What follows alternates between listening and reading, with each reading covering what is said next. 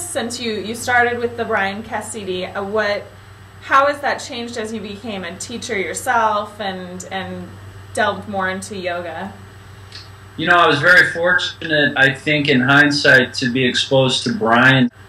He teaches a very strong practice, but it's real basic, no advanced poses. And I love his perspective, you know, be gentle, be conscious, pay attention, eliminate distractions and all that stuff.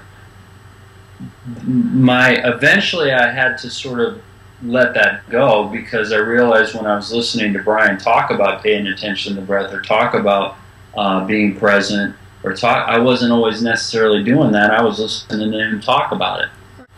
Thinking you're listening to your breath, thinking you're paying attention to what you're feeling, thinking that you're being gentle isn't paying attention, listening to your breath and being gentle. It's thinking about it. Right. It seems like your practice has just become more and more internal, more and more quiet, more and more focused, and it has more tapas.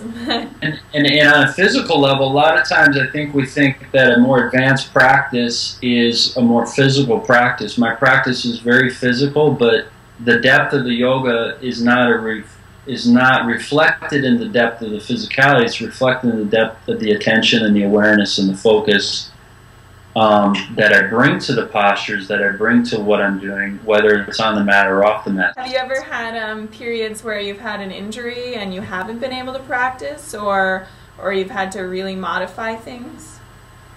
Yeah, of course.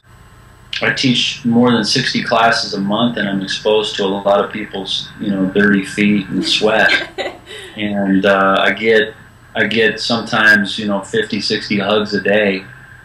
So I'm exposed to that. I don't get sick a lot because of the physical practice really increases your immune system. But when I do start feeling worn down, and when I do start like I'm getting sick, I'll just take a day off.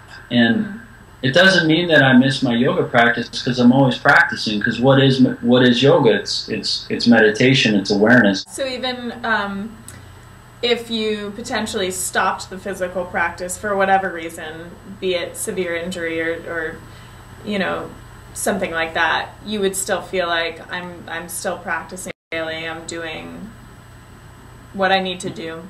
Well, yeah, the original asana, the original posture, according to Patanjali, was just a seated posture. You know, so you could break my arms and break my legs, and I'm still practicing yoga. Yoga's got, I mean, it's like this vast ocean.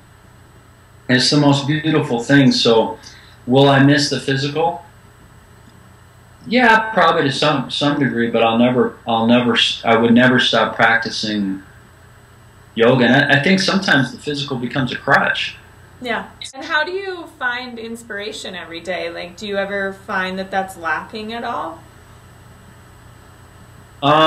No. And sometimes I wish there was more days in the week. I wish I had an 8th or a 9th day, because, you know, the theme of our conversation here is tapas. And when you really get the hang of a disciplined practice and you see the fruits of that in your life, it starts to feed on itself. You want more of that. You want to keep going. I also like to really work with an intention all the time. And if there was one thing like that does inspire me or motivate me, is just finding an intention and living my life according to that intention. I can't emphasize that enough to your readers and your listeners to consider living your life according to an intention, because it's impossible to set an intention unconsciously. So therefore, if you set an intention, you're more conscious, and if you're more conscious, you're more present, and if you're more present, you're more alive. So whatever that intention is, it came from you, and that will carry you through. And does the space that you practice in matter to you? Does it need to be kind of have that sacred feeling or have certain aspects to it? For me, it absolutely does. It is really, really important. I have a yoga room right in this next room that I only use for yoga. I keep it the right temperature for me. I keep it silent. I keep it clean. I keep it the right humidity. I don't have any, like I said, mirrors. I don't have a clock. I eliminate all distractions except for my dog. And he's not really a distraction. I feel like he helps me. If someone's going to start a home practice, and they're not a yoga teacher, they don't, necessarily know how to sequence their own class, or even maybe how to set up their own space, what would you recommend for people? 90% of what I've learned about yoga is on the mat. From listening to what I'm feeling, it's from within.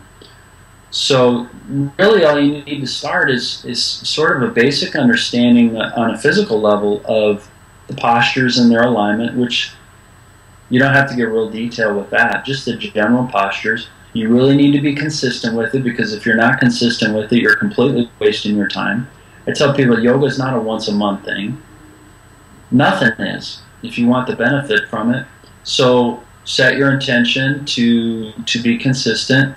Learn proper breathing techniques. Make a space and do it. But yeah, you might want to. You probably would want to expose yourself to a good teacher initially, maybe for a while, maybe for a long time, maybe not very long. Maybe get a video series or an audio series, or go read some books or something. But these cats that developed yoga over the last 5, they're starting to. I've heard some things that they're seeing that yoga's been around for like 10,000 years now or something, but they practiced in caves, and they learned. It was handed down, teacher to student, like that. So us modern people have Google and videos and all this other stuff. There's so much information out there. Make it a part of your life, and it will be. Well, thank you so much, Jeff, for talking to us today and telling us about your home practice and everything. It was fascinating. Bet.